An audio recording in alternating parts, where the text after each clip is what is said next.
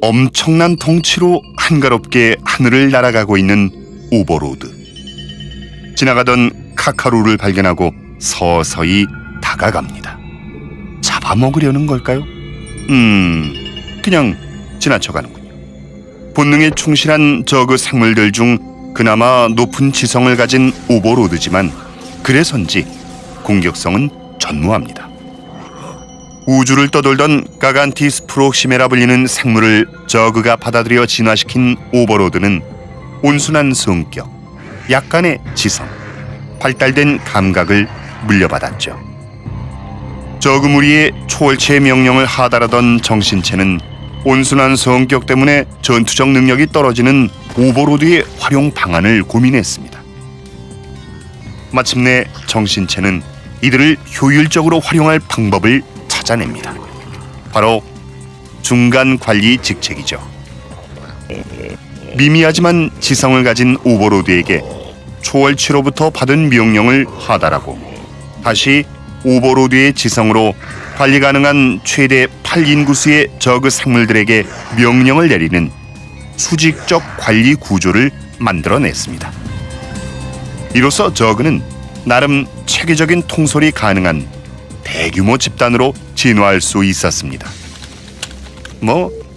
한마디로 정신체가 오버로드에게 업무를 짬시켰다. 이런 이유로 저그는 병력의 운용을 위해 오버로드가 꼭 필요했고 전투 시작 최소 인원 코프룰로 룰인 일꾼 4기 외 오버로드 1기가 추가됩니다.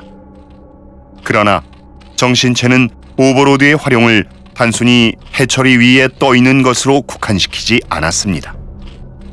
지형을 무시하고 날아다니는 특성을 살려 전쟁 초반 전장의 안개를 걷어내는 역할과 선천적으로 발달된 감각기관을 통해 보이지 않는 곳에서 저그를 위협하는 은폐된 장비나 시공간의 왜곡을 통해 숨어있는 존재를 감지하는 역할을 부여합니다. 특히 땅속에 숨어있는 스파이더 마인은 저그 생물들 중 오직 오버로드의 감각으로만 발견할 수 있습니다.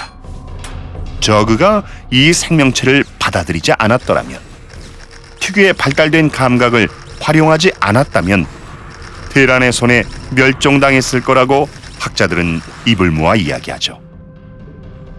하지만 굉장한 속도를 지닌 오버로드는 적을 만나면 속수무책으로 당할 수밖에 없었습니다. 우주 최고의 지능을 가진 드라군도 오버로드의 속도는 당해낼 수가 없었죠. 정신체는 오버로드의 높은 활용도에 비해 너무나 큰 약점을 지우기 위해 그들이 빠르게 이동할 수 있도록 진화시킵니다. 레어에서 오버로드가 탄생할 때 베스핀 가스를 등에 저장시켜 이동 속도를 증가시키는 것이었죠.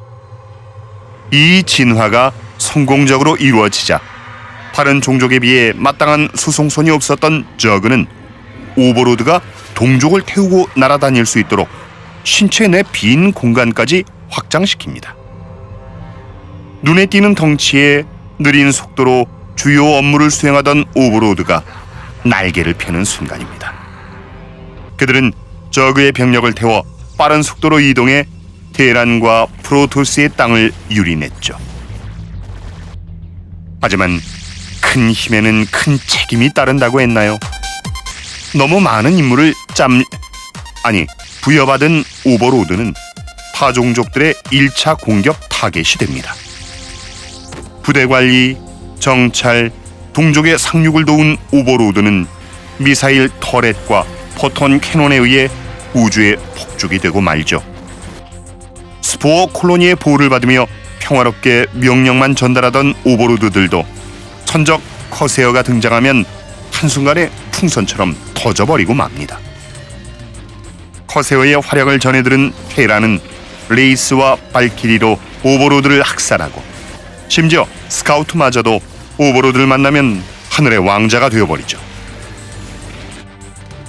모든 전장에서 부러워할 만한 능력을 가졌지만 공격 능력이 전무한 오버로드의 고생은 타 종족에게만 국한되지 않습니다. 같은 저그 생물 중 특히나 오버로드를 따르는 뮤탈리스크와 함께 전장에 나서 병력을 지휘하다 튕기는 쐐기벌레를 대신 맞기도 하고 전황이 불리할 때는 대식가 디파일러의 영양분이 되기도 합니다. 지성을 가졌기에 두려움도 느끼는 오버로드. 하지만 이들에게 상위종의 명령을 거부할 만한 지성은 존재하지 않습니다. 그저 상사의 명령을 수행하는 중간 관리자 생명체로서 그렇게 오늘도 전장에서 활약하지만 능력에 비례한 희생이 강요되죠. 어딜 가나 중간 관리직이 고생이란 말은 인간 종족에게만 해당하는 이야기처럼 들립니다. 하지만 지성이 있다고 믿기지 않는 이 귀여운 저그 종족에게도 마찬가지인 것 같습니다.